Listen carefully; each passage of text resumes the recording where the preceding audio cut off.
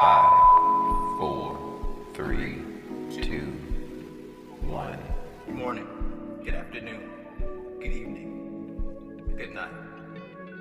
Whichever time that you are hearing this. My name is Trevor Jones, and this is Stewed, a YAHAWAH production.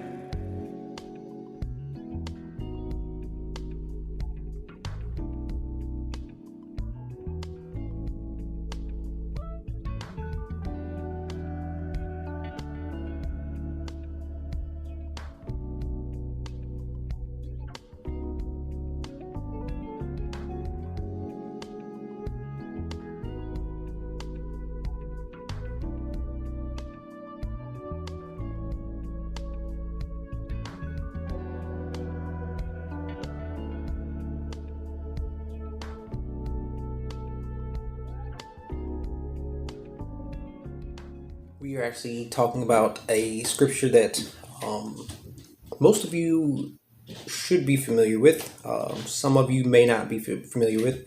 But I did find something that was interesting. It's different. The scripture about Legion. I'm actually in Matthew chapter 8 and 28. And it reads,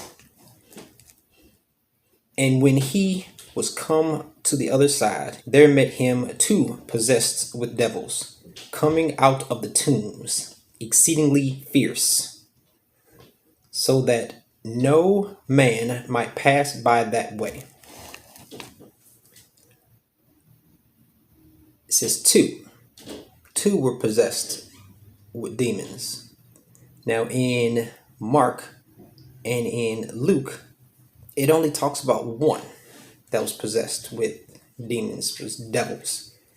I find that very, very interesting, to say the least, actually. Sometimes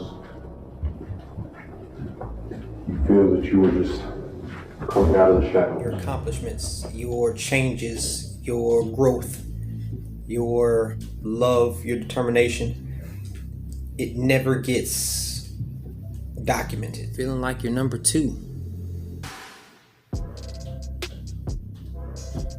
in a world full of just two people.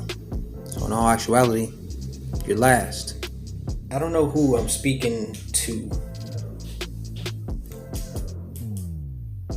but I know that this hits home with me. How often have we been standing next to somebody who's doing just the exact same as us? You know, we change and their accomplishments get talked about. Like we get up and left out of scripture. I relate to this story in a way that a lot of people may not understand. I've been that guy who's been left out. I've been that guy who's been not written about.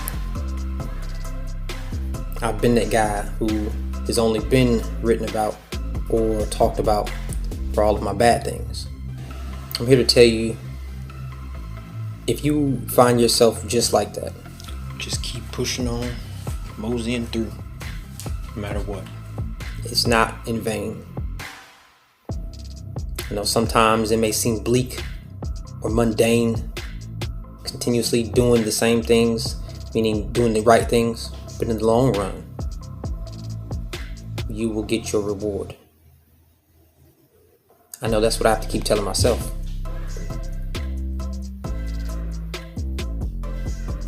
It's like I get passed over.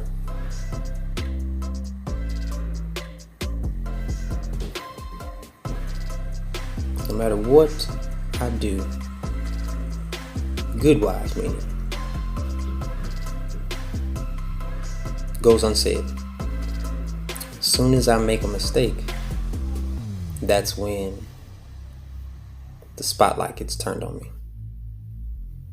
You ever felt that you were coming out of the shadows because everybody who's around you casts a bigger shadow than you cast light? It seems like the darkness never ends. But I'm here to tell you that it does. They only cast shadows on you because they're trying to hold down your light. No matter what anybody says, no matter what anybody does, they're only trying to overcast you because they have something to fear. And that's your brightness. That's your light. That's your shine. And this may seem a little cliche, but this little light of mine, I'm gonna let it shine. Even in the darkest of places. I like to look at things like that to say that maybe God allows us to continue to stay in darker places, overcast by shadow and dark clouds, because He knows that we can handle it. Because He knows that while we're in the shadows, we're going to pull out as many people as possible and get them and bring them to the light. We're just not going to stay in the shadows or in the dark and just stay stuck, stay down and out. Yes, my eyes may adjust to the darkness, but they will forever be a beacon of light.